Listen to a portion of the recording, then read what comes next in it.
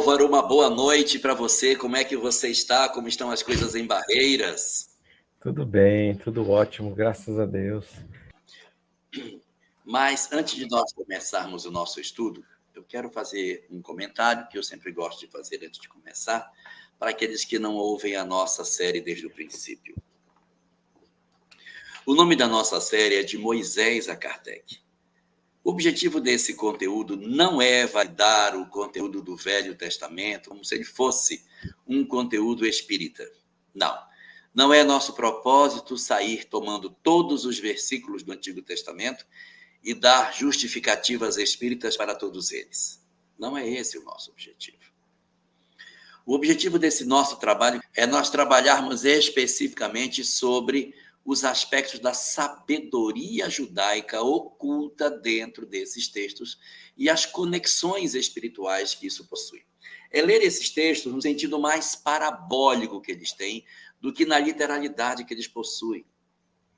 É extrair a capacidade de reflexão que o texto tem, sem nos atermos nos aspectos que muitas vezes a gente lê e não entende alguns desdobramentos que a sabedoria rabínica ofereceu aos homens ao longo do tempo. Então a gente consulta algumas obras da Cabala, algumas obras espíritas, alguns conteúdos que dizem respeito ao pensamento dos sábios do judaísmo, e vamos conjugando esses saberes para trazer para nós algumas reflexões sobre o conteúdo espírita.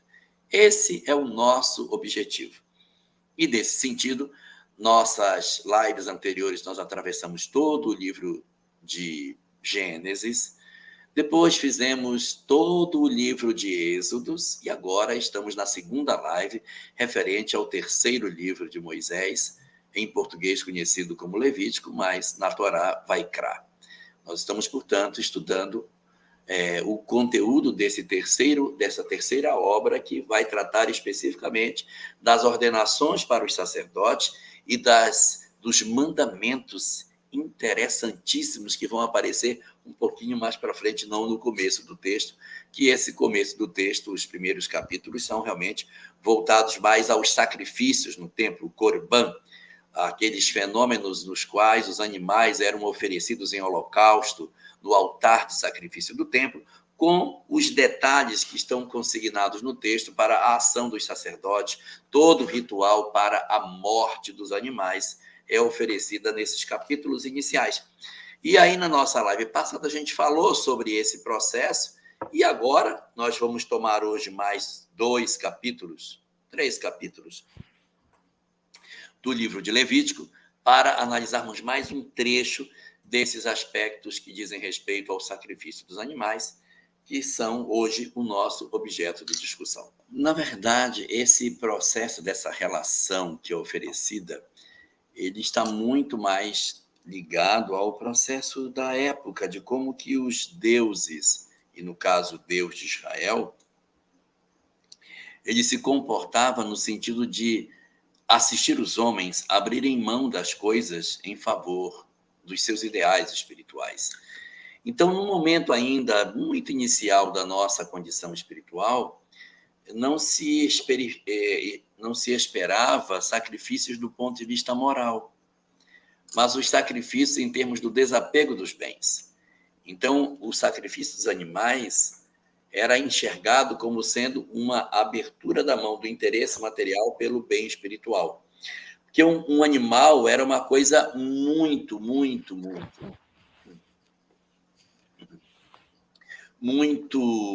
preciosa para os indivíduos. Então, como era muito precioso você ter uma vaca, um boi e tal, você entregar aquilo era a grande característica de desprendimento. Porque os bens materiais eram tudo que você poderia ter de rico. Então, você ia lá e entregava algo que era muito difícil você ter uma condição de riqueza material com agricultura. Por isso que a entrega disso, ou com pecuária, né? Você entregar algo era muito precioso nesse sentido. A gente falou, Elahá, 5 tipos de korbanot, de sacrifícios. Primeiro, korban olé. A pessoa não tinha condições, vamos supor, de levar uma ovelha, uma vaca. A gente comentou, né? A região é agrícola, padecia de chuva, 1 mês de chuva por ano. Então, né, você tinha uma vaca, quanto não representava aquilo em geração de riqueza? Os impostos eram altíssimos, por parte não apenas do Império Romano, mas de todos os impérios que dominaram. Então, putz, uma vaca é um bilhete de loteria premiado. Você não tinha condição de levar. Você não tinha condição de levar, às vezes, uma ovelha. Você levava o quê? Um pombo. Você levava uma ave, caché era uma ave de menor valor. Então, esse chamava, e a gente vai aprender por que dele hoje, é Corban Olé. Corban Olé, ele está relacionado a subir, a elevação. Ele era queimado até se tornar puramente cinza, e a gente vai falar dessa cinza hoje. Ele não era aproveitado nada que se tinha dele, mas ele tinha um valor pequeno e diz que ele podia ter um odor muito agradável a Deus. Ele era queimado, a gente comentou, com pena e tudo. Então é um cheiro horrível. Não é cheiro de churrasco, é um cheiro horrível. É péssimo. Mas como assim um odor agradável? É até estranho. A ideia é que aquele coração que muitas vezes tinha a falta de comida na sua mesa, que decidia espontaneamente levar uma oferta ao templo, aquilo era visto com muita, vamos colocar, muita graça aos olhos de Deus, porque a intenção era das melhores. A intenção era das melhores. A segunda tipo de oferta é minhá, que a gente chama de presente, e ela também é oferecida por vontade própria. Vamos dizer que a pessoa não pudesse nem dar uma pombinha, uma rolinha de levar no templo. Então ela levava o quê? Farinha. Farinha de trigo. Farinha para alimentação. E esse daí era ainda mais querido por Deus. Porque provavelmente a pessoa que levava faltava comida dentro de casa para que ela pudesse levar. É considerado o sacrifício, o direcionamento do coração daquele que fala assim, puxa, eu vou dar o que eu tenho de mais precioso. A gente até comentou sobre a correlação com o óvulo da viúva. A gente comentou sobre a história do Rabi Rav Hanina Ben Docia, que ele levou uma pedra. Não tem sentido você levar uma pedra, né, dentro desse aspecto. E esse corban, esse sacrifício, entre aspas, essa aproximação de Deus foi tão grande porque nem a farinha ele podia levar, mas ele levou a pedra. Tem um outro tipo que a gente falou, é o shlamim, que é a oferenda de paz. O que é isso? Eu falei, até brinquei, é o churrascão do final de semana.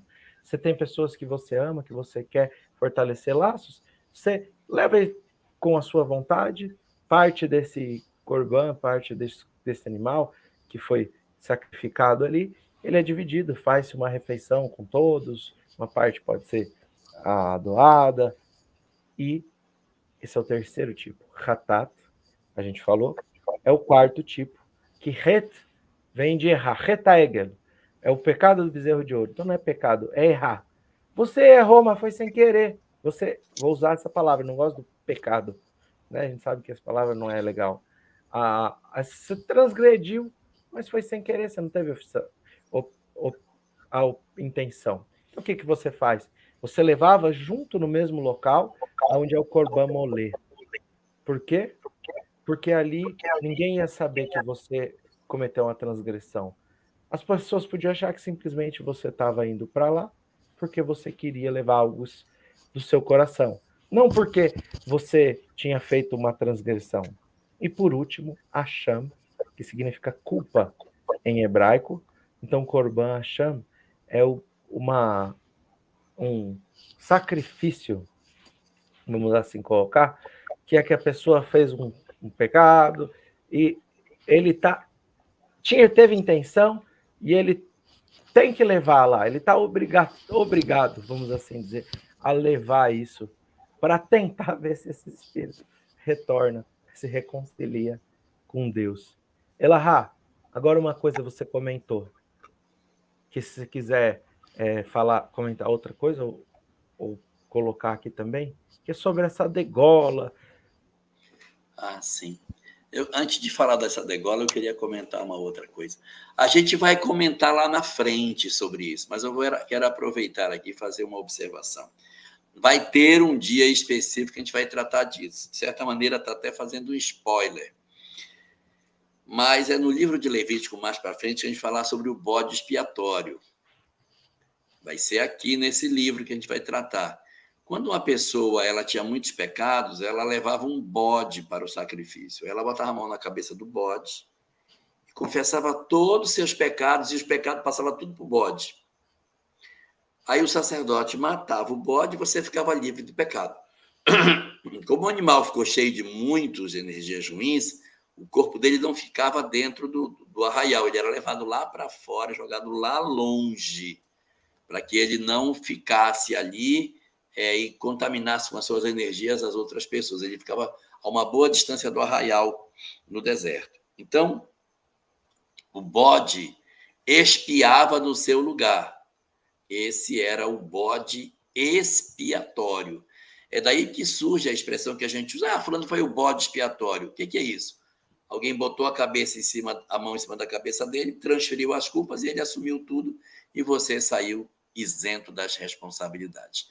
Então, nessas ofertas, também existia no Templo de Jerusalém coisas que não eram ofertadas a Deus, mas que eram levadas ao sacerdote para sacrifício, para a limpeza das pessoas.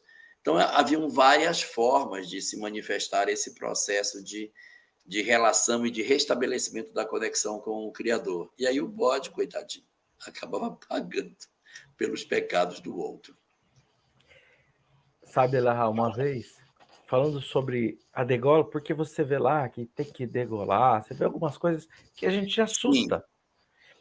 Uma vez eu era criança e eu acompanhei, eu não vou dizer quem, alguém, um médico, que estava fazendo experimento para uma tese de mestrado sobre olho, córnea, e a córnea do coelho é muito parecido com o do homem. Hoje em dia a gente sabe que, não pode, talvez, acho que tem alguma coisa que não pode fazer com animais, mas na época não tinha.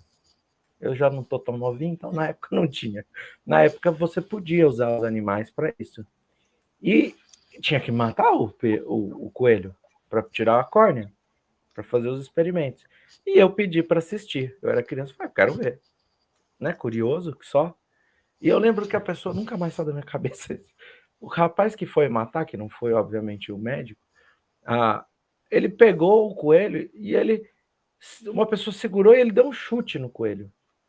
E assim, matou com uma agressividade desnecessária. E aquilo me traumatizou. E eu me recordo outra vez que eu fui no sítio de uma amiga, era bem criança, criança foi lá, e foram matar o animal. Falou, não, vocês vão ter que ir lá longe. A gente teve que ir longe, porque falaram que aquilo podia impressionar muito a gente.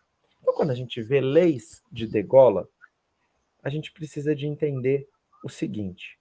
São duas leis aqui que são colocadas nessa nossa porção. A degola e a proibição de comer o sangue. Sim. Então, degola. Eu não tenho nenhuma especialização, nenhuma condição de falar tecnicamente como se dá a degola, mas a gente tem leis sanitárias hoje que a gente entende como regulamento. Você não pode simplesmente matar, por exemplo, um bicho que nem aquele rapaz matou quando eu era criança, que aquilo é muita maldade. Então imagina há 2.500 anos atrás, há 2.000 anos, como que era se você falasse que ia matar um bicho? 3.300 anos atrás. E fala, não, sei lá o que quer fazer, qualquer barbaridade. Então, essa lei de degola, ela vem e ela é utilizada até hoje. Chama-se Sherritá. É um estudo que se faz para que o animal tem uma questão com a faca tem toda um tamanho específico. Você passa, eu já vi Sherritá, estudei um pouco disso, você passa a sua unha, ela tem que cortar um fio de cabelo, você passa a sua unha, ela tem que deixar um cortezinho, então ela tem que estar hiperafiada, para quê? Para o animal não sofrer, a hora que for cortar, ela tem que sair em no máximo 2 golpes, e ele tem que ser imediato, ele não pode ter nenhum tipo de empecilho no meio do caminho, porque isso faria com que o animal sofresse mais. Quando ela é feita a degola da maneira certa, eu não sei qual é o canal nervural que é cortado, mas que reduz a dor do animal. Então, se você pensar isso há 3.000 anos, você vai falar, puxa, é uma lei contra os maus tratos. Não é porque você vai matar, não é porque você vai oferecer, que você precisa de necessariamente agir com toda a brutalidade, que ainda mais naquela época seria natural que se usasse. E uma questão interessante lá, que você com certeza sabe, aqui no Nordeste se come muito carne de sol. Sim. A carne é salgada. A carne de sol, ela é utilizada desde a época do templo, porque tirando o sangue, você está cumprindo a lei, e descobre-se que colocando o sal e tirando o sangue, ela passa a ter uma durabilidade maior. Então, no Nordeste se come muita carne de sol, porque a colonização do Brasil, que se dá em boa parte, não apenas, mas pelo Nordeste, era compreendida por uma população de cristãos novos muito grande. Então, falava assim os bandeirantes, não, estou fazendo isso aqui, ó, porque é para durar mais. Mas existia, assim como a alheira, aquela linguiça que não é de porco, ela tem um compromisso com o cumprimento de leis judaicas, que também estão no livro de Levíticos. Então, são leis sanitárias, basicamente, regulamentos sanitários que são impostos não como leis divinas, a gente entende hoje, mas como leis para que você tenha menos brutalidade. Quer comentar, lá? Essa questão toda do processo de colonização e de transporte da cultura judaica para o ambiente ocidental, ela é muito presente. Nós temos uma presença muito grande de alguns conceitos judaicos na nossa construção da nossa sociedade, exatamente porque a gente sempre ouve falar, né, que o Brasil foi feito, boa parte dos portugueses que vieram para cá eram degredados e tal, eles eram degredados muitas vezes por motivo religioso. Então, nós tivemos a presença de muitos judeus aqui naquele período, com as suas crenças, construindo a nossa civilização. Mas, voltando à questão do texto, existe um aspecto assim que me chama muita atenção de tudo isso. Não é esse aspecto mais do sacrifício, mas é sobre o fogo que era usado no altar de sacrifício. O fogo nunca apagava. Então, eles acenderam o fogo, e uma vez o fogo aceso, não se apaga mais. O fogo, ele era alimentado todas as manhãs. Só que lá não é a floresta amazônica, que você tem facilidade de encontrar madeira para jogar no fogo.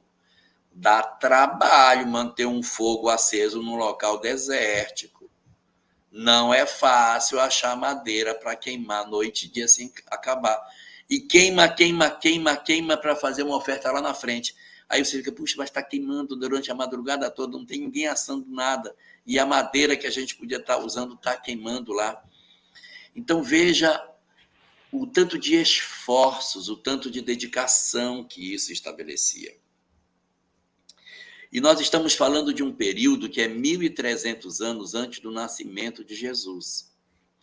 Essa janela de tempo que vai da figura de Moisés até Jesus, nesse período aqui, entre eles dois, nós vamos ter na Pérsia a chegada de um missionário chamado Zaratustra. Zaratustra foi mais um dos grandes iluminados do período da chegada dos emissários divinos ao mundo, como Sócrates, como Buda, Krishna, etc. Zaratustra foi mais um deles. Zaratustra, ele falava muito sobre a compreensão do bem e do mal. Ele, de certa maneira, é o responsável pela criação da ideia do demônio se opor a Deus. Esse é um pensamento de Zaratustra, porque ele criou uma doutrina chamada maniqueísmo. Só existe o bem porque existe o mal. Se o mal desaparecer, não tem o bem. Se existe o bem, então tem que existir o mal. Então, ele sempre tratou as coisas como se ela tivesse duas faces. Então, se existe a luz, é porque existe a treva. Se existe o bem, é porque existe o mal. E ele dizia que essas duas coisas elas são indissociáveis, que só existe uma porque existe a outra. E a visão do maniqueísmo é exatamente essa dualidade do mundo, que só existe algo porque tem o oposto a ele. E nesse sentido ele dizia que isso era a base do pensamento, tá? Mas qual era o ensinamento filosófico de Zaratustra? A importância de buscarmos a luz. A importância do homem, ao identificar que existe luz e treva, que ele procurasse a luz, que nós nos iluminássemos. E ele traduzia o sentido da busca da iluminação interior, o sentido da iluminação do homem, da busca da sua espiritualização, através do fogo. Por quê? Porque o fogo pega tudo que é material e espiritualiza. Você joga um negócio no fogo, o fogo vai, queima, eleva e destrói. Não sobra nada. O fogo destrói todas as coisas materiais. Ah, eu amo tanto isso. Joga no fogo que acaba.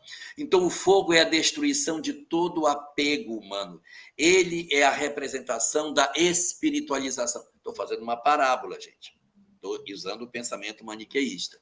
Então, o fogo representa tudo que diz respeito ao esforço que o homem precisa fazer para que ele se liberte das suas condições materiais. Se nós temos apego, é porque não sabemos que o fogo destrói. Aquilo que o fogo destrói, não tem valor nenhum. Então, o fogo é muito importante dentro do zoroastrismo. E é por isso que ele cria em cima do fogo uma ideia básica. Uma vez aceso o fogo, ele nunca mais pode apagar. Segundo aquilo que se crê, né, a gente vai acreditar, né, no que dizem, porque a gente não tem como provar que não, mas o fogo que Zoroastro acendeu lá 700 anos antes do nascimento do Cristo, está aceso até hoje. Claro que não é a mesma madeira mais, né? Mas os seus sacerdotes, ao longo dos anos e dos séculos, dos dias, foram realimentando esse fogo que nunca apagou. Hoje, os profetas de Zoroastro, os zoroastristas, que vivem na região da Pérsia, que hoje é o Irã, e são agora bem poucos, porque em muitos lugares existe muita dificuldade de cultivar essa doutrina, mas ela se espalhou para outras regiões ali do Oriente Médio. Eles têm a sua fogueira, tem um grupo ali, tem uma fogueira lá. Essa fogueira é filha da fogueira original que Zoroastro acendeu, ela nunca apaga. Os anos se passam e ela está sempre acesa, para lembrar os homens de que o fogo destrói tudo. O fogo é o símbolo da purificação. E aí, quando eu estava lendo esse capítulo e vendo que o fogo não apaga, eu fiquei lembrando, gente, se o fogo não apaga, então, na verdade, nós estamos vendo a representação no pensamento de Zoroastro, da mesma ideia que está contida no Templo de Jerusalém, ali no Templo Móvel, ali, no Mishkan, a gente vai ver que o fogo também não apaga, que o sacerdote acende o fogo e ele vai manter aquele fogo aceso para todo sempre, para lembrar que tudo que a gente ama, o fogo destrói, não deixa nada. E o que você falou, a dificuldade de você ter lenha. Um dos elementos que é utilizado é o espinheiro, porque ele não tem valor. Você não vai em Israel, mesmo naquele tempo, cortar uma árvore frutífera, cortar uma árvore que dá sombra num tempo um sol tão severo, né? Não dá, né? Não dá. Então, um dos elementos é o espinheiro. que é aquele que é colocado por Jesus, lá na parábola do semeador, como um dos elementos que sufocam a semente do evangelho. Então, aquilo que atrapalha a semeadura, ou melhor, o desabrochar, a germinação da semente, ele é utilizado de maneira positiva. Então, para você deixar um fogo aceso, você precisa de disciplina, organização, planejamento. Você precisa de uma série de requisitos que, se você não tiver na sua vida, não existe evolução espiritual. Não existe. A evolução pode existir em longos períodos, mas ela é rastejante, ela é dificultosa. Agora, quando você tem planejamento, disciplina, organiza. E o que você falou, você tem esse fogo fora. Mas vamos se lembrar de uma coisa. Tem um outro fogo dentro do Mishkan, que é a menorá, que também não podia apagar. Então, da mesma forma que você tem um fogo fora, você tem um fogo dentro. O fogo dentro do espírito, a menorá, é o conhecimento. Com óleo, né? O de dentro é com óleo. É com óleo.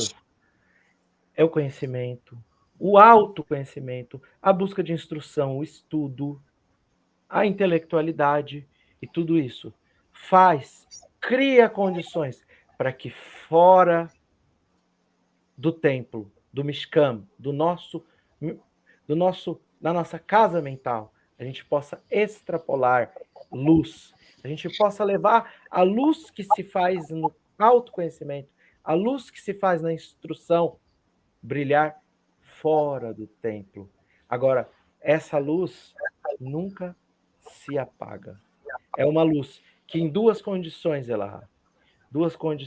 elas, diferentes de todas as outras, se davam. Mesmo que houvesse impureza, você tinha que manter a luz acesa. E você brilha a luz interna para brilhar a luz externa. E ao final do Sermão do Monte, o que Jesus diz? Brilha vossa luz. E é legal que essa luz, para estar ali pronta, acesa, ela é uma luz que ela tinha que ser mantido, esse fogo, no Shabat, no dia de sábado. E esse é um dos 39 trabalhos proibidos. Você não pode acender fogo, alimentar fogo. Mas olha só, que preciosidade. Para a essência do bem, que é a luz que se acende no íntimo, cada ato de bem, cada boa ação, cada vez que vencemos as nossas trevas interiores, uma nova luz se acende dentro de nós, para que isso aconteça. E muitas vezes isso se dá pelo próximo, pelo caminho de servidão ao próximo, é permitido que você quebre as regras mais severas. Lembra da parábola do bom samaritano? Parábola do bom samaritano.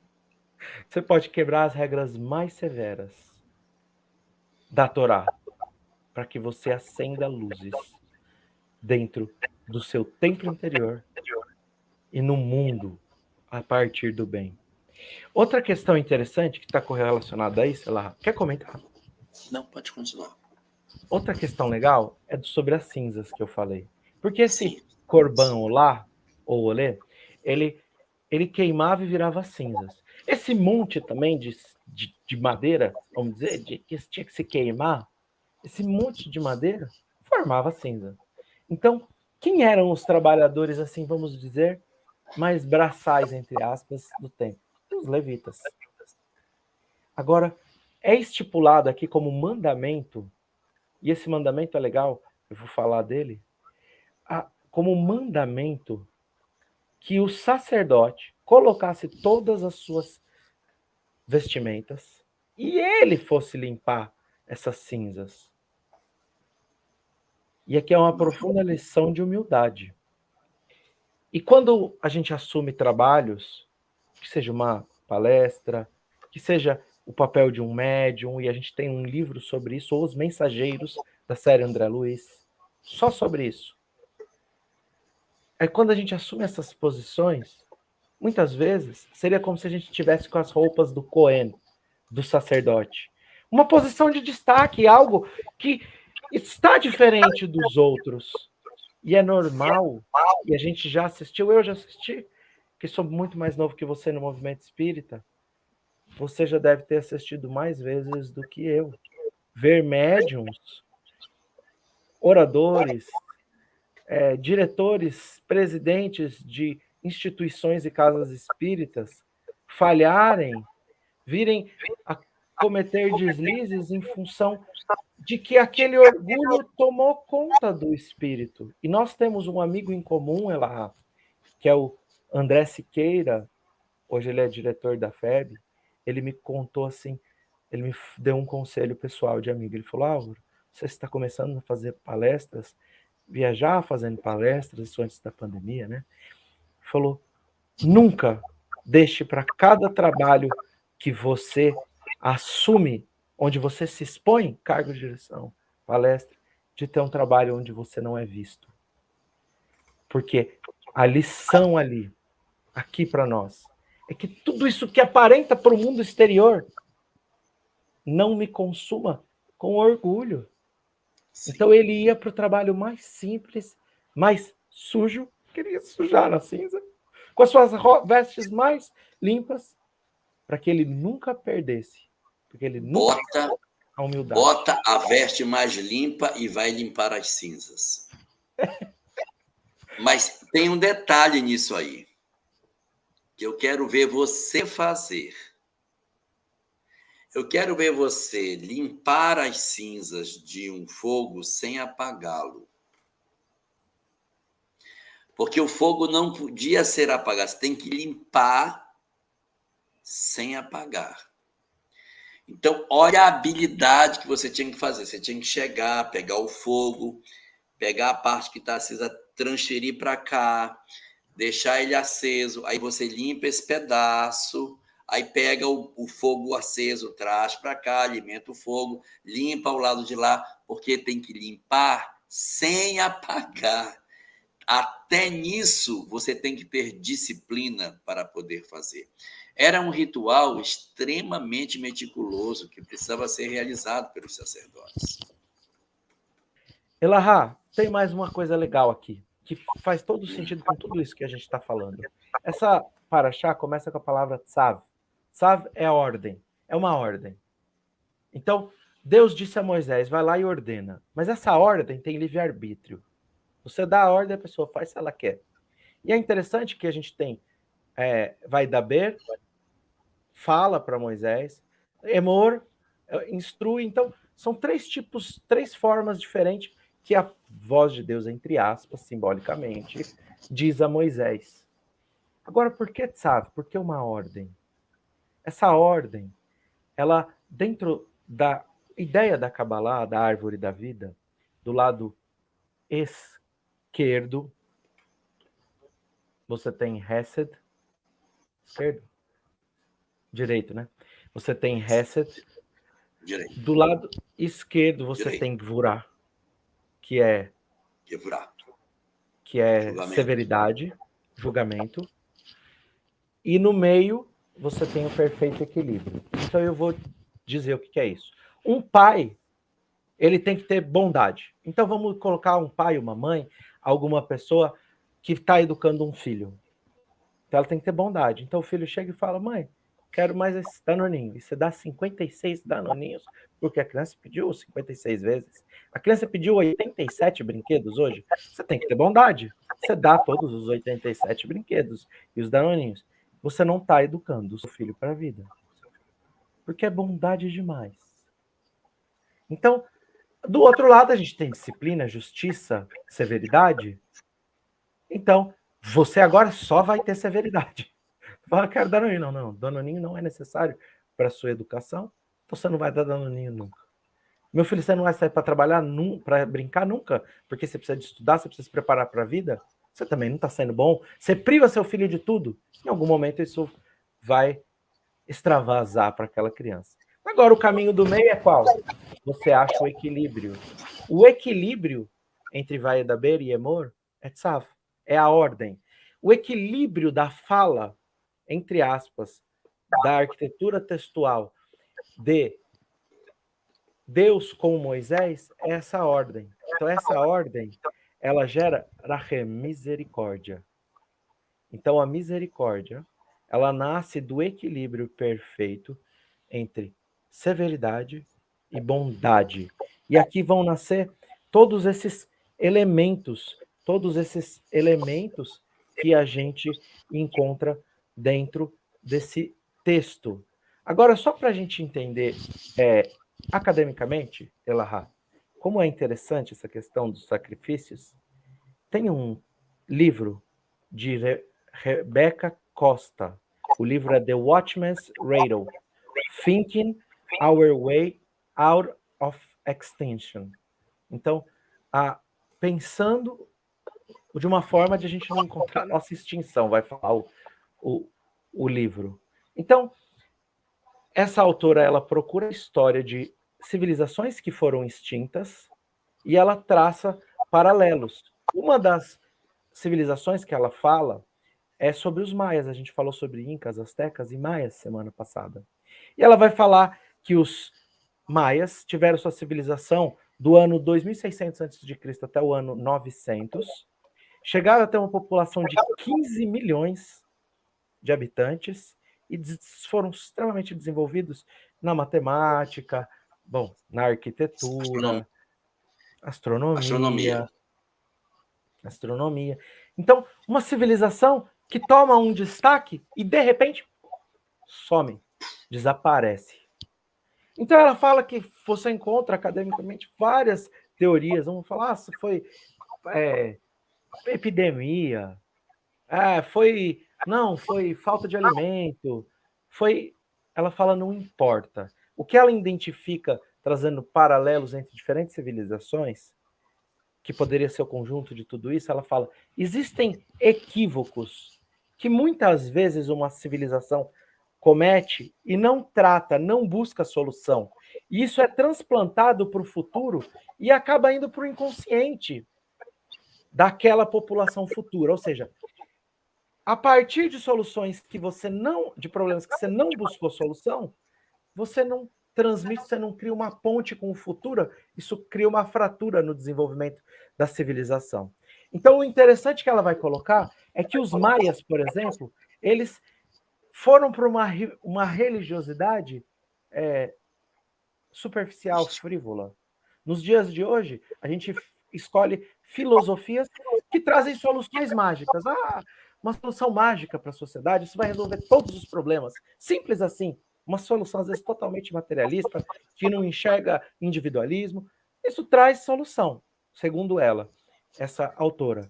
Então, ela fala, o que acontece aqui? Os maias começaram a fazer sacrifícios humanos. Isso são muitos os sacrifícios. Era uma coisa assim, descontrolada, ela conta no livro. E ela vai dizer para nós que essa religiosidade simples, simplista, que não tem profundidade, filosofias que não têm profundidade, elas trazem a ruptura, o declínio de diversas civilizações. E a gente pode fazer uma relação com o judaísmo aqui. Porque o judaísmo tinha o primeiro templo, tinha o Mishkan, o tabernáculo, onde se fazia sacrifícios. O primeiro templo foi destruído por Nabucodonosor. Você lembra o ano, Elahá? 536 a.C. O templo é 586, 36 é quando eles voltam. 586. 586. Depois a gente encontra o templo sendo reconstruído e vai ser destruído por Tito no ano 70. E aqui é diferente. Por quê? A gente percebe que sim, o povo de Israel fazia sacrifícios, mas com o passar do tempo, a gente percebe que isso vai se estabelecendo em um novo tipo de sacrifício que a gente chama de Gemilut Hassadim. Hesed é bondade. Então, atos de bondade, tzedakah, caridade e justiça. Acolher as pessoas no lar. Atos que se exteriorizam em direção ao próximo e fazem o nosso coração como o maior de todos os altares. E o nosso amor como a condição de um templo eterno. E ela, sabe o que é interessante? Isso foi que o templo seria destruído. Nós encontramos Jesus falando disso. Nós encontramos profetas que falavam para nós que os sacrifícios um dia iriam acabar. Então, capítulo 6, versículo 6. Vou trazer aqui, 4 versículos, 4 passagens. Capítulo 6, versículo 6, do profeta Oséias. Misericórdia quero, e não sacrifícios. Obediência do coração, e não sacrifícios queimados. Lembra que a gente falou que um dos mais elevados era esse? Você está vendo os profetas revisarem o pensamento judaico, mesmo dentro do Velho Testamento, e validando as palavras de Jesus? Quando Cristo diz, misericórdia quero e não sacrifício, está entre aspas. É do profeta Oséias, né? É do profeta Oséias. Profeta Oséias 14, 1 e 2. Converte-te, ó Israel, retorna, arrependa-se ao Senhor teu Deus, porque em teus pecados têm caído. Tomai convosco palavras e converteis, retornais ao Senhor Deus, e dizei-lhe, tira toda a iniquidade e aceita o que é bom. E oferecemos como novilhos os sacrifícios dos nossos próprios lábios. Ou seja, você vai sofrer, mas não fala contra Deus, não fala, não reclama da vida. Você vê que os profetas, ao longo da chegada de Jesus, já vinham, de certa maneira, reformando o pensamento mosaico de princípio. O pensamento dos profetas vem trabalhando alguns conceitos, como, por exemplo, a ideia da imortalidade não está presente em Moisés, mas a gente encontra na fala dos profetas. Os sacrifícios são estimulados e estabelecidos por Moisés. Ao longo do tempo, os profetas vão desconstruindo isso. Existe uma fala do profeta, acho que é Malaquias, em que diz assim, você acha que você consegue enganar a Deus, oferecendo para ele um animal doente, caolho, que não serve para nada? Você acha que você se livrando das coisas, você está enganando a Deus? Como você é ingênuo de achar que você pode oferecer a Deus algo querendo trapacear com Deus. Então, eles também trabalhavam essas discussões muito antes de Jesus. Então, é todo um processo de amadurecimento da visão religiosa deles. Vamos só terminar que eu quero fazer uma conexão com o Evangelho. Levar para o Evangelho. Então, outro versículo, capítulo 51 do livro de Salmos, versículo 9.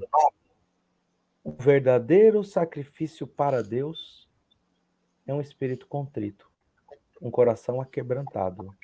Deus não desprezaria como a maior de todas as ofertas, um coração contrito, um espírito aquebrantado. E aqui faz ligação com as duas primeiras bem-aventuranças. Bem-aventurados os pobres em espírito, bem-aventurados os aflitos. Então aqui tem uma conexão. E para que a gente faça uma conexão disso tudo com o Evangelho e a gente ache aqui aonde também Jesus vai falar que seria seria parada esses sacrifícios. Então, primeiro, capítulo 9, 26 e 27 de Daniel, o profeta. Ele vai dizer assim, e depois de 62 períodos, seria Icareta Mashiach, o Messias seria abatido, seria morto, receberia uma pena de morte, e não haverá outro. E o povo de um monarca, um César, virá e destruirá a cidade e o santuário. Por um período, forjará pactos consistentes com os poderosos saduceus, se aliando a romanos, sacerdotes completamente corrompidos, fariseus que se associavam a sacerdotes, a Roma, e por meio período, fariseus que se associavam a Roma. Aos sacerdotes que se associavam a Roma. Isso. E por meio período abolirá sacrifícios e oblações. Então, por um período vai acontecer tudo isso, o templo vai ser destruído, o Messias vai ser morto, e depois vai ser parada, extinta os sacrifícios e oblações no templo. Quando chega na passagem dos vendilhões do templo, expulsão dos vendilhões do templo, aqui no capítulo 19 de Lucas, nós vemos Jesus falando, olha, essa casa virou um covil de lobos. Era para ser uma casa de oração, está totalmente corrompido. Então ele para, naquela tarde, diz o Evangelho, sacrifícios e oblações. Ele para o serviço no templo. Ele está cumprindo uma profecia de Daniel. E ali é feita uma parábola de encenação, onde, nessa parábola, ele descreve que isso seria parado e o templo seria destruído. Sabe que legal, Elahá? Rabi Akiva, o grande Rabi Akiva, quando ele vai até o templo de Jerusalém e ele vê todas as ruínas, conta que saiu uma raposa de dentro das pedras quebradas e ele sorri. Enquanto ele chorava e tinha suas roupas rasgadas pelo luto, ele sorri. Caiu uma lágrima e ele sorri. E perguntam para ele, por que você está sorrindo? Porque o terceiro templo agora estaria concretizada as profecias. E a partir de agora, o próximo templo, que é um templo que não é de pedras, é um templo que foi anunciado por Jesus como um reino dos céus em nossos corações. Esse, sim, nós teremos sacrifícios eternos, sacrifício de amor, sacrifício de dedicação, sacrifício do nosso tempo em função da ajuda ao próximo, o sacrifício de nosso egoísmo, de nosso orgulho, para quê? Para que a gente possa fazer vivo o reino do Evangelho. Então, é belíssimo tudo isso, né?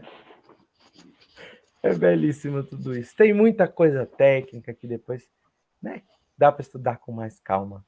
Mas eu queria trazer essas conexões que são muito bacanas para a gente refletir.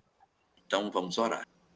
Senhor dos nossos corações, nossas almas que te buscam há tantos séculos e milênios, em sacrifícios e ordenações sem conta, na perspectiva de te adorarmos e representarmos o nosso amor pelas formas materiais que entendíamos que poderíamos chegar até ti. Hoje, Senhor, banhados pela luz que o Espiritismo nos faculta, nós reinterpretamos a nossa relação contigo e queremos restabelecer o vínculo que perdemos contigo quando passamos a desacreditar nas fórmulas religiosas, nos rituais e nas liturgias que nos afastaram de ti e nos fizeram pegar caminhos sombrios, acreditando que tu não nos ouvias, Senhor. Hoje, diante das propostas extraordinárias de elevação das nossas almas, pelo aproximar dos nossos corações com a tua lei, nós queremos te render graças e te dizer, Senhor, que hoje comparecemos diante do teu altar divino para oferecer em sacrifício não mais animais, mas para sacrificar diante dos teus olhos as nossas imperfeições, os nossos equívocos, as nossas vacilações morais, oferecendo a ti para que tu as consumas no teu fogo sagrado e transformes através do fogo que representa o sofrimento das nossas almas, a lapidação do nosso interior, para que nos aproximemos cada vez mais de ti, pela iluminação das nossas almas, através da entrega verdadeira que tu hoje nos ofereces através da compreensão espírita. Que as tuas bênçãos, a luz, a compreensão das tuas leis que chegam hoje até nós, nos sejam suficientes para acordar as fibras mais insensíveis das nossas almas e nós nos levantemos diante de Ti para nos curvarmos diante da Tua presença divina em espírito e dizermos da nossa reverência, da nossa devoção às Tuas leis, Senhor, e o nosso compromisso eterno para todo o sempre de continuarmos ligados a Ti, à Tua lei, aos Teus divinos propósitos, em busca de Te servir e Te amar, por havermos compreendido, enfim, o propósito da vida e o sentido de todas as coisas.